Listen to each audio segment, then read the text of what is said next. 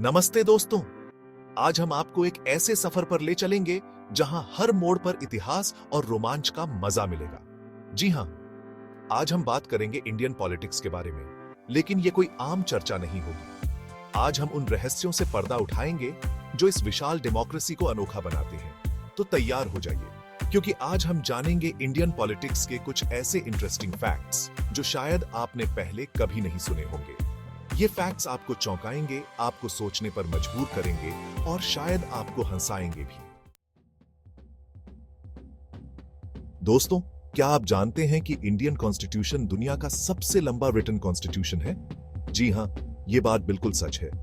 इसमें न सिर्फ हमारे देश के बेसिक स्ट्रक्चर का वर्णन है, बल्कि नागरिकों के राइट्स और ड्यूटीज का भी डिटेल में उल्लेख है।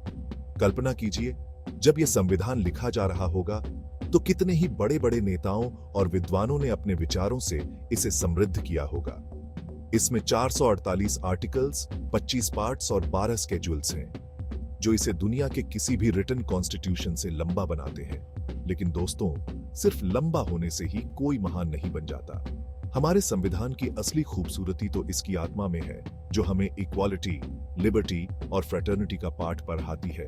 ये वो नींव है जिस पर हमारा डेमोक्रेसी मजबूती से खड़ा है। तो अगली बार जब आप अपने राइट्स की बात करें, तो याद रखिएगा कि ये राइट्स आपको इसी महान डॉक्यूमेंट, इस संविधान ने दिए हैं।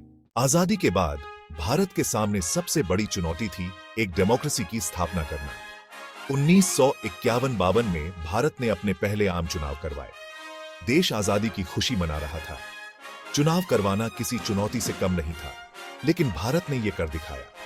करोड़ों लोगों ने पहली बार वोट किया। ये चुनाव डेमोक्रेसी के प्रति हमारी आस्था का प्रतीक थे। ये एक ऐसा उत्सव था जिसमें हर नागरिक ने हिस्सा लिया, और इसी उत्साह ने दुनिया को दिखा दिया कि भारत एक महान डेमोक्रेसी बनने की राह पर है।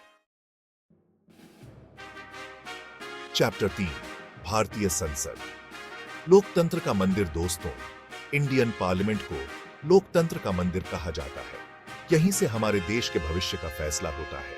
यहाँ दो हाउसेज हैं, लोकसभा, जिसे जनता का सदन कहते हैं, और राज्यसभा, जिसे राज्यों का सदन कहते हैं। लोकसभा के मेंबर्स को हम सीधे चुनते हैं, जबकि राज्यसभा के मेंबर्स का चुनाव विधायक करते हैं। इन दोनों सदनों में देश के हर वर्ग और क्षेत्र का प्रतिनिधित्व होता है। यहाँ पर एमपीज, जो हमारी आवाज हैं, देश के जरूरी मुद्दों पर बहस करते हैं, कानून बनाते हैं और सरकार को जवाबदेह ठहराते हैं।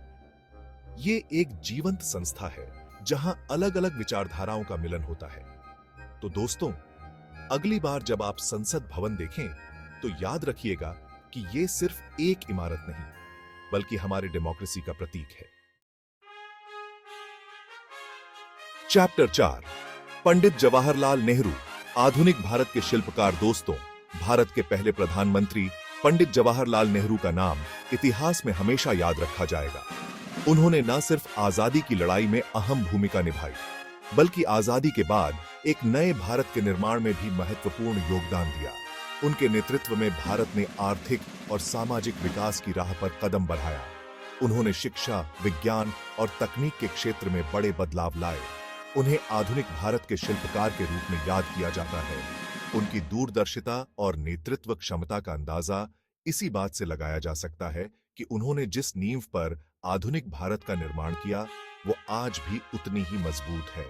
उनका मानना था कि भारत को विश्व गुरु बनने के लिए विज्ञान और तकनीक को अपनाना होगा, साथ ही अपनी संस्कृति और परंपराओं को भी संजोकर रखना होगा।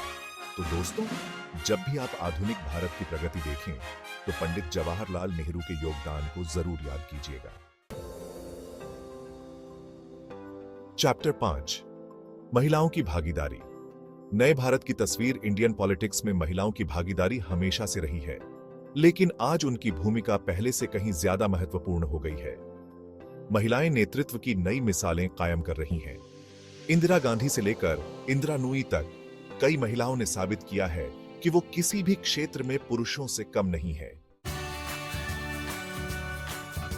तो दोस्तों, ये थे इंडियन पॉलिटिक्स के कुछ इंटरेस्टिंग फैक्ट्स। उम्मीद है आपको ये जानकारी पसंद आई होगी। इंडियन पॉलिटिक्स एक विशाल और जटिल विषय है, जिसके बारे में जानने के लिए बहुत कुछ है। अगर आपको ये वीडियो पसंद आया हो, तो इसे लाइक और शेयर जरूर करें। और ऐसे ही इंटरेस्टिंग और ज्ञानवर्धक वीडियोस देखते रहने के लिए हमारे चैनल को सब्सक्राइब करना ना भूलें। नमस्कार।